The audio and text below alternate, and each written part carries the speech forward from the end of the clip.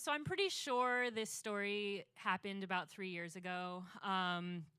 It was the beginning of the year. I was in my 12th grade math class, and it was the end of the day. It's that special dismissal energy that I feel like teachers really know very well, and that I want to share with everyone who's not a teacher. I'm just like, come on a Friday and stand in the hallway with me. It's 6th period. And so I'm kind of like going around the room picking up garbage and calculators, and like we didn't have our cleanup routine set yet. Like, don't be too harsh on me. And kids are like kind of following me around, and they're like, can I hand this in later? And I'm like, totally, no problem. And so like it's still kind of like the honeymoon phase, because they like care when shit is due, and I'm like pretending there's a due date, you know? And I notice out of the corner of my eye that 2 students, Lauren and Mara, are waiting to talk to me. And I know exactly why they're there. They're waiting to ask me if I'm gay. And I know they're there because we've been meeting. It's our first GSA, Gay Straight Alliance, whatever we call it now, Gender Sexuality Alliance, LGBT Club, Queer Students Lunch Club, whatever. And every time we've met, I've completely chickened out and not said anything explicit about my sexuality. And I know that they're wondering. And so in a way, I'm like, fuck. And in a way, I'm like, yes, finally. And I'm kind of playing it cool. Like, there's this sort of like teacher persona I think that we all take on when you like have to cry or go to the bathroom or like deal with personal shit. And like part of why I'm acting like that is because I imagine that like this perfect queer, chill adult role model is just like, it's no big deal, it's uncomplicated, it's whatever. So I want that for like I want that for them. But I like really want that for me. Like, I want that to be true for me, you know? And so at a certain point, like, the room is kind of whittling down. There's still a few kids around. There's still like garbage everywhere. And I'm like, oh, hey, what's up? Are you guys waiting to talk to me? and they're like, you sit, no, you sit. And they're like elbowing each other. And then finally Mara stands up real straight, like composes himself. He's like, are you a member of the LGBT community? and it's like what I was expecting and not what I was expecting all at the same time. And I kind of like, the teacher in me wants to get into the language with them, you know, and be like, what do you mean by that? Like, what are we really taught? Like, but part of me is also like just so desperate to come out to them and be like real with them that I'm like, are you asking me if I'm queer? And they kind of look at each other like, yes, because we hadn't like covered that word yet in GSA. And so I'm like, yeah, and it's my favorite thing about myself. And when that sentence starts to come out of my mouth, I'm doing it in like the capital R, capital M, like role model kind of way, because like I think that's what they should hear. But like when it comes when it finishes, I'm like, oh, that's really true. And they're so psyched and probably relieved. And they're like, we're so excited. Like, we really hoped you were gay. And and we didn't know if we could ask you. We didn't know how to ask you, like, clearly. And you just made our day. And like, we're all just like, yes, okay. So then later that same year, it's probably like May or something, Mara comes up to my room during lunch. He had told me that he wanted to talk to me earlier. And so I'm kind of like cleaning up the room, garbage, calculators still, even though it's May.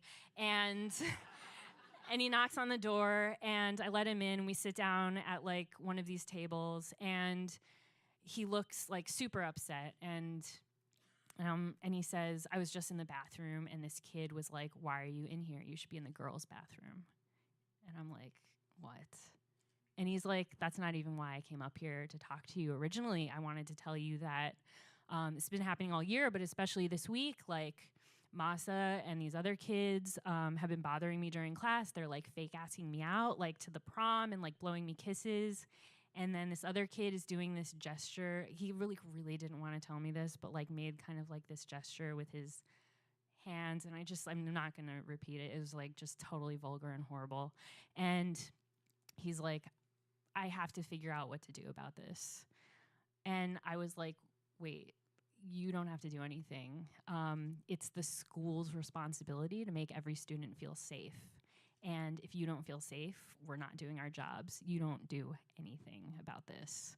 And he looked super surprised, and he was like, I just thought I was coming up here to like vent basically and like just tell you about it. I didn't realize anyone could do anything about this. And I was like, we're going to do something about this.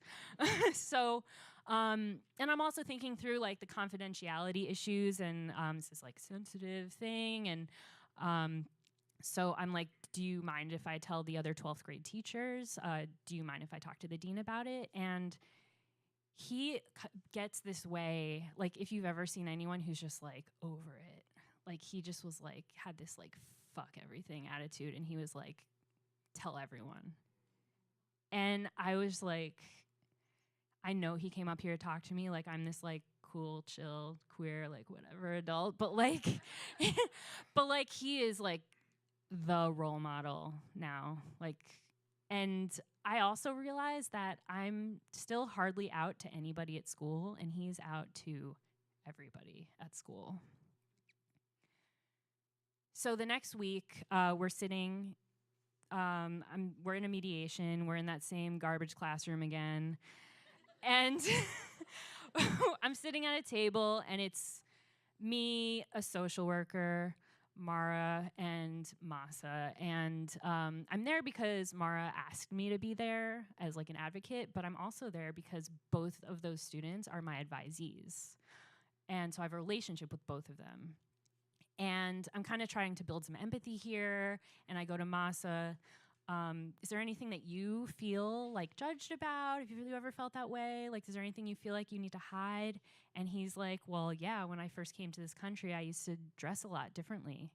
And that really super surprises me because he's like cool as hell. Like he's like every day. and he's like, I didn't want to get hassled for being Muslim. And I'm like, well, so do you dress differently at home right now? Like, would you dress differently if you like outside? Like, what's the deal? And he's like, well, yeah, absolutely. And I'm like, God, that's horrible that you would have to hide something about yourself like that, especially something that you care about and that you're proud of. And then I ask him, do you remember this thing that we did in advisory a couple weeks ago? And he's like, yeah, I remember. And just to fill you in advisory, we had this civics activity where students kind of interviewed each other about issues. And actually, Mara and Masa had interviewed each other about homosexuality and gay rights. And I had been super interested in what Masa was going to say because frankly, like, I really liked this kid. Like, I respected him. Sometimes you get one of those students that you're just like, this kid is like a thinker. I've seen growth. They're self-reflective, like interesting, you know what I mean? And like, I really cared what he thought. And I was listening to hear, like, would he say, would he reject me if he knew fully who I was? And he said, like, yeah, everyone has a right to be who they are. Like, no one should have different rights than everyone else. And cool. And so I asked him, do you remember what you said? So we're in the mediation. I'm like, do you remember what you said a couple weeks ago? And he's like, yeah, I remember. And I was like, did you mean it? And I was like super asking him that question. Like, I really needed to know for real how he felt. And he's like, yeah, I meant it. Like, to me, like, what God says is that you, like, everyone has a right to be who they are. Everyone is who they are. You respect that, like, period. And then he got tears in his eyes, and he was like, he looked at Mara, and he was like, I'm so sorry. And the two of them got up, and they hugged. And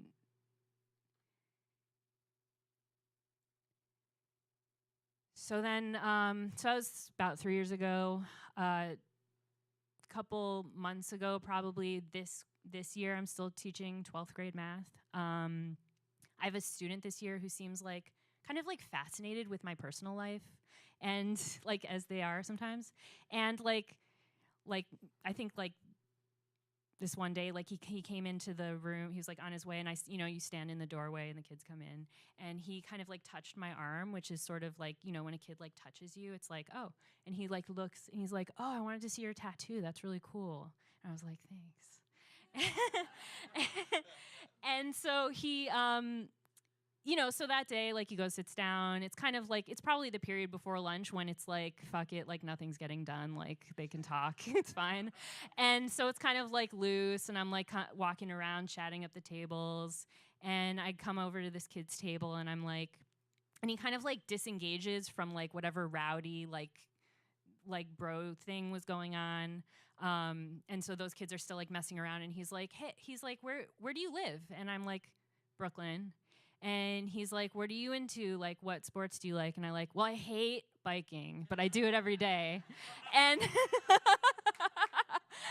that's not what I said. And I run, I swim, like whatever. And he's like, are you married? And queer teachers have this conversation a lot, like, what do you do when the question happens? And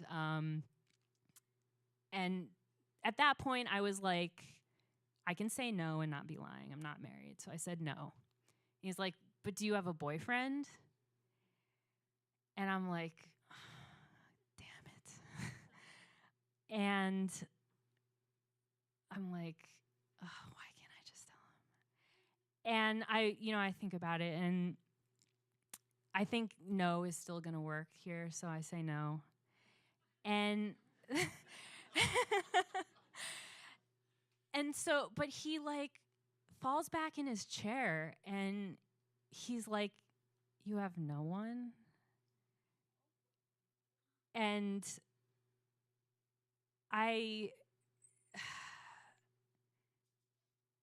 I'm like kind of breaking down at this point, and like whatever that cool teacher persona thing was is kind of like falling apart, and I'm like, okay, maybe I'll, and I'm like, well, I have and then this teacher comes in the room and asks me something, and I'm like, okay, cool. And I like turn to talk to her. And usually that works, like the sort of like distraction thing where then like he'll just like get sucked back into like whatever the vortex of like student like chaos is, and I can just like have this like grown up conversation. But he like goes for it, like right over her. He's like, you have a what? What do you have?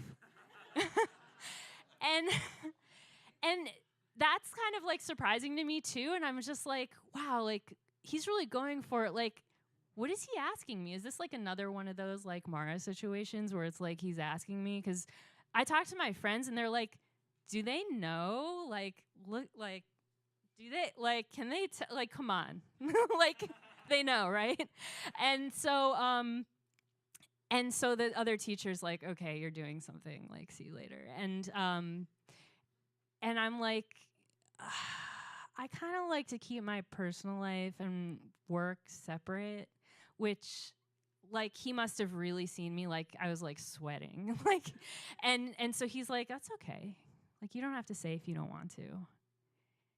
And it was kind of a half truth because, like, I really, really did want to say. And I don't like to mix my personal life, but I'm also, like, I want to be seen. So I kind of like float back over to my desk, like total daze, and I sit down, and I'm aware very much that there's a student like at the other table right by my desk who comes to this year's GSA religiously and is visibly queer, just like that student 3 years ago. And I feel this sense of failure. And I think about like, what are my responsibilities as a teacher to be a role model, and at what risk to myself, and what are the boundaries, and is it selfish that I want to connect with my students like this? And maybe I just won't ever know. And that's it. Thank you.